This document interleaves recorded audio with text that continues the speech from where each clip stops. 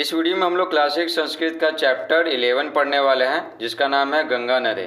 Chapter का video पहले ही बना चुके हैं। अगर आप नहीं देखे हैं तो कमेंट बॉक्स में लिंक दे दिए हैं, या फिर आप सीधे प्लेलिस्ट से जाकर उस वीडियो को देख सकते हैं। इस वीडियो में हम लोग A to Z question answer solve करेंगे। तो चलिए बिना समय गवाए वीडियो को स्टार्ट करते हैं। देखिए, सबसे पहले हम लोग पढ़ेंगे अभ्यासा। अभ्यासा में क्या पढ़ेंगे? मौखिका, यानी मुंह से बोलकर। तो पहला है निम्नलिखित शब्दों का शुद्ध उच्चारण करें। ठीक है, उच्चारण करना। तो देखिए, गंगाया, गंगायाम, गंगया, लताया, लतायाम, लतिया, सीताया, सीतायाम, सीतिया, अयोध्याया, अयोध्यायाम, अयोध्याया, गीताया, गीतायाम, गीतिया। ठीक है, तो उच्चारण कर लिए।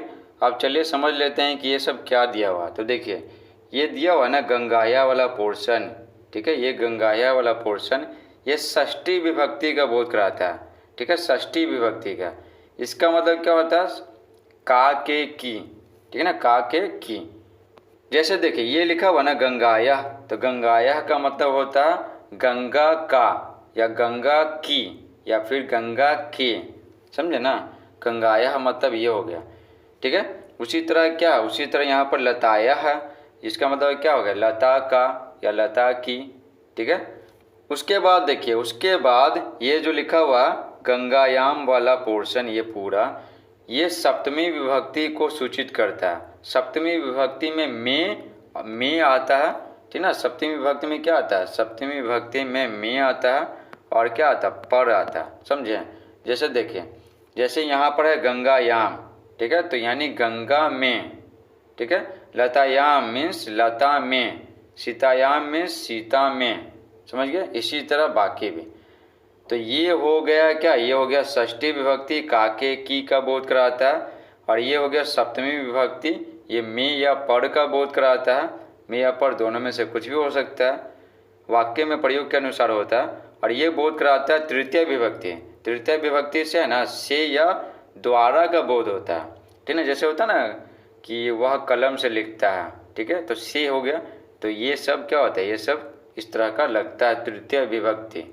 जैसे देखिए, यहाँ पर गंगया है यानी गंगा से, लतया यानी लता से, सीतिया यानी सीता से। समझें? इसी तरह बाकी भी। अब चलिए उच्चारण करते हैं आगे। जलम जलेन जलात, फलम फलेन फलात, दुग्धम दुग्धेन दुग्धात, ग्रामम ग्रामेन ग्रामात, विद्यालयम विद्यालयन विद्यालयात। ठीक है, तो हो गया, उच्चारण कर लिए। अब चलिए यहाँ भी समझ लेते हैं कि क्या दिया हुआ। तो देखिए, यहाँ पर ये सब जो पोर्शन दिया हुआ है ना, ये प्रथमा विभक्ति को सूचित करता है, यानी कर्ता। ठीक है, कर्ता ना, कर्ता ने, वही है। और ये सूचित करता है तृतीय विभक्ति, यानी ये सूचित करता है से या द्वारा। ठीक है, से या द्वारा। और ये सूचित करता है, ठीक है ना, पंचमी विभक्ति। ठीक है, पंचमी विभक्ति का मतलब होता है से। ठीक है, अब देखिए यहाँ पर इससे भी से होता है और इससे भी से होता है। तो देखिए, इससे है ना अलगाव का बोध होता है, लेकिन इससे अलगाव का बोध नहीं होता। ठीक ना, जैसे लिखेंगे कि वह कलम से लिखता है, तो कलम हाथ में पकड़ा हुआ है ना, तो क्या लगेगा? तृतीय विभक्ति लगेगा। ठीक है, कलमेन। लेकिन क्या, लेकिन अगर अलगाव का बोध होगा तो ये लगेगा पंचमी विभक्ति। समझें? तो देखिए, जैसे देखिए, जलम यानी जल, जलेन का मतलब क्या हो जाता है? जल से। जलात मीन्स होता है जल से। ठीक है, तो ये अलगाव का बोध कराता है, और ये बोध कराता है क्या? सिर्फ नॉर्मल से। अब हम लोग पढ़ेंगे लिखिता। लिखिता यानी लिखिए। तो 2 में बोला जा रहा है, कोष्ठक में दिए गए शब्दों से तृतीय विभक्ति का रूप देकर रिक्त स्थानों को भरिए। तो यहाँ पर जो खाली स्थान है ना, तो क्या करना? तृतीय विभक्ति से भरना है, तृतीय विभक्ति। तो यहाँ देखिए, एक उदाहरण दिया गया, राम है तो तृतीय विभक्ति चाहिए ना, तो हो गया रामेन। समझे? कलम रहेगा तो कलमेन, सोहन रहेगा तो सोहनेन। समझे? तो इसी तरह बनाना है, तो बना दीजिए सोहन है तो यहाँ भर देंगे क्या? सोहनेन। तो ना सोहनेन, सोचना नहीं है, तृतीय विभक्ति है। तो देखिए, क में कैसे भरेंगे? सोहन का तृतीय विभक्ति, तो सोहनेन हो जाएगा। ठीक है, तृतीय विभक्ति बोल रहा है भरने के लिए, तो ये पूरा समझने की आवश्यकता भी नहीं है, बस तृतीय विभक्ति भर दीजिए, हो जाएगा। इसी तरह बाकी का बनाएंगे। तो चलिए आपको बताते हैं। तो देखिए, मोहनः सोहनेन सह विद्यालयम गच्छति। तो यहाँ पर देखिए, यहाँ पर ये जो है ना, ये सब क्या तृतीय विभक्ति है जो सूचित करता है से या द्वारा, लेकिन अलगाव का बोध नहीं कराता। समझे? सह मीन्स होता है साथ, ठीक है, तो सब में लिखा हुआ, ठीक है, तो सह मीन्स होता है साथ। तो यहाँ पर देखिए, सोहन का तृतीय विभक्ति सोहनेन, सीता का सीतिया, गीता का गीतिया, कलम का कलमेन और मित्र का मित्रेन। समझ गया ना? तो ये सब क्या है? ये सब है तृतीय विभक्ति। चलिए इसका हिंदी समझ लेते हैं। मोहना सोहनेन सह विद्यालयम गच्छति। मोहन सोहन के साथ विद्यालय जाता है। लता सीतिया सह वाटिकाम गच्छति। लता सीता के साथ, ठीक है, बगीचा जाती है। सीता गीतया सह पुस्तकम पठति। सीता गीता के साथ पुस्तक पढ़ती है। रमेशः कलमेन लिखति। रमेश कलम से लिखता है। मुकेशः मित्रेण सह खादति। मुकेश मित्र के साथ खाता है। अब हम लोग पढ़ेंगे सुमेलित करें, ठीक है। तो लेफ्ट वाले को राइट से क्या करना है? मिलाना है। तो चलिए आपको मिला करके दिखाते हैं। पहला है कृषक यानी किसान, ठीक है ना। तो किसान क्या करता है? खेती का काम करता है, तो हो जाएगा कृषि कार्यम करोति। तो मिला देते हैं। छात्र क्या करता है? पढ़ता है, तो हो जाएगा पठती, ठीक है। तो छात्रा पठती हो जाएगा, छात्रा पठती। चिकित्सक यानी डॉक्टर क्या करता है? उपचार करता है यानी इलाज करता है, तो हो जाएगा उपचारम करोति। गंगा, गंगा बहती है, तो गंगा प्रवहती, ठीक है, गंगा बहती है, ठीक है। विद्यालयस्य भवनम यानी विद्यालय का क्या? बिल्डिंग, भवन। अब हम लोग पढ़ेंगे मंजूषा में से सही शब्द चुनकर रिक्त स्थानों को भरें। तो ये सब जो है ना, हम इसमें से क्या करना? चुन करके इसमें भरना है खाली स्थान में, ठीक है। ये सारा का सारा किससे दिया हुआ? चैप्टर से दिया हुआ, समझे? चैप्टर से। तो देखिए समझाते हैं आपको। क है गंगा हिमालयात, गंगा हिमालय से, तो क्या होगा? निकलती है। तो पहला में हो जाएगा प्रभवती, तो यहाँ पर भर दीजिए प्रभवती। आगे देखिए, ख है नदीसु गंगा डैश अस्ति। तो नदियों में गंगा क्या सबसे पवित्र है, तो 2 में हो जाएगा पवित्रतमा, तो यहाँ भर दीजिए। ग है गंगा तटे डैश नगरानी डैश, यानी गंगा के किनारे, ठीक है, बहुत नगर हैं। तो बहुत का क्या होगा? यहाँ बहुत होगा, तो बहुत का होगा क्या? बहुनी, तो 3 में बहुनी भर दीजिए, ठीक है ना। ग लिखने में नहीं बनता इसलिए 3 लिख दिए हैं, ठीक है। और हैं, ठीक है, तो हैं यहाँ पर क्या भराएगा? संति भराएगा, ठीक है। आगे है घ में डैश जना पिबंती, ठीक है। तो क्या बोला जा रहा है? गंगा के जल को लोग पीते हैं, तो गंगा जलम हो जाएगा, ठीक है। तो ये हो जाएगा 5वां, ध्यान दीजिएगा, ठीक है। इसमें तीसरा में 2 को था ना, इसलिए 4 यहीं पर हो गया और ये क्या हो गया? 5। तो यहाँ पर क्या होगा? यहाँ पर होगा ये गंगा जलम, समझ गए। इसका PDF भी दे देंगे, तो टेंशन मत लीजिए कि ये गंदा हो गया। तो कमेंट बॉक्स में PDF दे दिए, उस पर क्लिक कीजिएगा, ये सब आ जाएगा क्वेश्चन आंसर के साथ, तब आराम से लिख लीजिएगा। अभी सारा कंसंट्रेशन समझने पर लगाइए। इतना काम खत्म हो गया। अब जो बचा ना वो क्या हो जाएगा? हो जाएगा, ठीक है। तो देखिए क्या बच गया? पातियंती बचा है और गंगा जलेन बचा है, तो याद रखिएगा। अंगा देखिए, डैश कृषि भूमि सेचनम भवति, ठीक है, यानी कि गंगा के जल से कृषि भूमि की सिंचाई होती है। तो क्या हो जाएगा? यहाँ देखिए ये हो जाएगा गंगा जलेन, ठीक है ना, तृतीय विभक्ति है ना, अभी हम लोग पढ़े हैं। तो गंगा के जल से तो हो गया। उसके बाद जो बच्चा ये अंत में, तो अंत में हो जाएगा। च देखिए, च में लिखा हुआ जना मल जलानी गंगायाम डैश, ठीक है। तो लोग, जना मीन्स लोग, लोग मल जल को यानी गंदे वस्तुओं को गंगा में, ठीक है, गिरा देते हैं। तो हो जाएगा पातयंती, जो अंत में बचा था ना पातयंती, तो उसको क्या करेंगे? यहाँ पर लिख लेंगे, समझ गए। तो ये सब के सब क्या है? आंसर है, ये आपको बता दिए हैं। अब हम लोग पढ़ेंगे 5 निम्नलिखित शब्दों का वर्ण विच्छेद करें।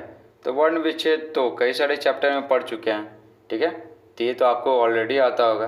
तो चलिए यहाँ पर देखते हैं जैसे में कैसे बताया गया। राम, तो रा को तोड़े तो आधा र और क्या बना? आ बना ना। और मह, तो मह को तोड़े तो आधा म और क्या बना, अह बना। तो वही यहाँ पर क्या किए हैं, लिखे हैं। इसी तरह ये सब का भी क्या करना, बनाना है ना। तो चलिए बताते हैं आपको। तो देखिए यहाँ पर गंगा में जो है ना गन, उसको तोड़े तो आधा ग और अन्न बना। गा को तोड़े तो आधा ग और आ बना। तो हो गया गंगा का वर्ण विच्छेद।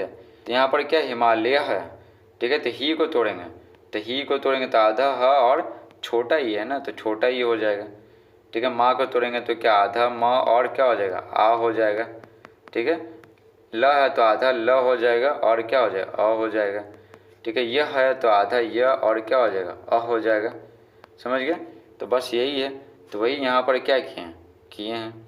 तो देखिए ही को तोड़े तो क्या आधा ह और ई बना, ठीक है। ये क्या छोटा ही है, ये बड़ा ही है, तो यहाँ पर छोटा ही है, ठीक है। उसके बाद ये माँ को तोड़े तो आधा म और आ बना। ल को तोड़े तो आधा ल और अ बना। यह को तोड़े तो आधा य और अह बना। आगे देखिए गोमुखम, ठीक है, जहाँ से गंगा नदी निकलती है। तो गो को तोड़े तो आधा ग और ओ बना। मुँह को तोड़े तो आधा म और ऊ बना, ठीक है। ये छोटा ऊ है तो ये लिखेंगे, ठीक है। ये मत लिख दीजिए, ठीक है, तो ये लिखेंगे। तो आगे देखिए गो को तोड़े तो क्या आधा ग और ओ बना। मुँह को तोड़े तो आधा म और ऊ बना। ख को तोड़े तो आधा ख और अ बना, ठीक है। आधा म है तो आधा म को तोड़ नहीं सकते हैं, तो जैसे जैसे लिख दिए। आगे है न को तोड़े तो आधा न और अ बना। ग को तोड़े तो आधा ग और अ बना। यहाँ पर ग के नीचे ना हलंत लगा हुआ है, इसका मतलब क्या आधा ग है। र को तोड़े तो आधा र और अ बना, और आधा म है अंत में, तो तोड़ नहीं सकते हैं, तो लिख दिए सेम टू सेम। आगे भवती मीन्स भवती मीन्स होता है या होती है। पूरा भ है तो आधा भ और अ में तोड़ दिए। वह है तो आधा व और अ में तोड़ दिए। ती है, ठीक है, तो आधा त और ई में तोड़ दिए। यहाँ पर क्या है, भवती में छोटा ही है, तो यहाँ पर छोटा ही लिखे हैं। अगर ये बड़ा ही रहता ना तो ये लिखते हैं, ये वाले लिखते हैं बड़ा ही। इस प्रकार से वर्ण विच्छेद सबका कंप्लीट हो गया। अब हम लोग पढ़ेंगे 6 में निम्नलिखित विषयों पर संस्कृत में 2-2 वाक्य लिखें। संस्कृत में लिखना है, हिंदी में नहीं। तो किस पे लिखेंगे, हिमालय, विद्यालय और दीपावली पे। समझ गए ना। तो चलिए लिख के आपको दिखाते हैं। तो हिमालय पे लिखेंगे अयम भारतस्य उत्तर दिशायाम अस्ति। यह भारत के उत्तर दिशा में है। कौन, हिमालय। हिमालय भारतस्य रक्षक अस्ति। हिमालय भारत का रक्षक है। तो हिमालय रक्षक का काम कैसे करता है, हिमालय जो है ना, ठीक है, बहुत ऊंचा पहाड़ है, तो उस तरफ से है ना, उस तरफ से भारत को नुकसान पहुंचाने वाले है ना जो लोग हैं, उनको आने में दिक्कत होता है, समझे। और उधर से जो ठंडी हवाएं हैं इधर से इस तरफ नहीं आने देता है। इस प्रकार से भारत की रक्षा करता है दुश्मनों से और ठंडी हवाओं से, समझे ना। उसके बाद अगर बात करें तो यहाँ पर इंडियन आर्मी रहती ही है इन सभी को ठोकने के लिए, ठीक है ना, आतंकवादियों को। आगे देखिए विद्यालय का बनाएंगे, विद्याय आलय विद्यालय कथ्यते।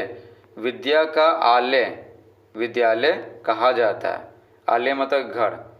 विद्यालय छात्र पठन्ति, विद्यालय में छात्र पढ़ते हैं। तो 2 वाक्य बोल रहा था संस्कृत में, तो हो गया। अब आती दीपावली। दीपावली हिंदूनाम एक महत्वपूर्ण उत्सव अस्ति। दीपावली हिंदुओं का एक महत्वपूर्ण उत्सव है। जनः लक्ष्मी गणेशयो पूजयन्ति, ठीक है, पूजयन्ति। लोग लक्ष्मी और गणेश की पूजा करते हैं, तो दीपावली के दिन तो करते ही हैं। अब हम लोग पढ़ेंगे उत्तराणी लिखत, उत्तर लिखिए। क है भारतस्य पवित्रतमा नदी का, भारत की सबसे पवित्र नदी कौन है। तो देखिए यहाँ लिखेंगे गंगा, ठीक है, का की जगह लिखेंगे गंगा, तो हो जाएगा उत्तर भारतस्य पवित्रतमा नदी गंगा अस्ति। भारत की सबसे पवित्र नदी गंगा है। ख है गंगा कुतः प्रभवति, गंगा कहाँ से निकलती है।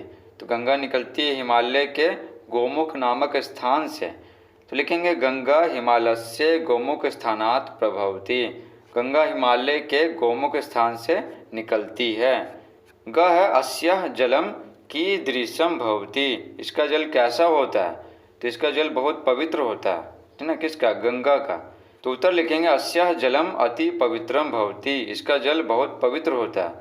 ठीक है। तो यहाँ पर क्या किए, कृदिशम की जगह अति पवित्रम लिखे हैं। घ है शुभ कार्येषु कस्य जलस्य आवश्यकता भवति। शुभ कार्यों में किसके जल की आवश्यकता होती है, तो गंगा की जल की आवश्यकता होती है। तो लिखेंगे शुभ कार्येषु गंगाया जलस्य आवश्यकता भवति। शुभ कार्यों में गंगा के जल की आवश्यकता होती है। तो कस्यः की जगह क्या लिख दिए, गंगायः लिख दिए। अंग है अधुना जना गंगा जलम किम कुर्वन्ति। आजकल लोग गंगा जल को क्या कर रहे हैं। तो आजकल गंगा के जल को लोग क्या कर रहे हैं, प्रदूषित कर रहे हैं। तो किम की जगह लिखेंगे प्रदूषितम। ठीक है, बाकी जैसे जैसे लिख देंगे तो हो जाएगा आंसर अधुना जना गंगा जलम प्रदूषितम कुर्वन्ति। आजकल लोग गंगा के जल को प्रदूषित कर रहे हैं।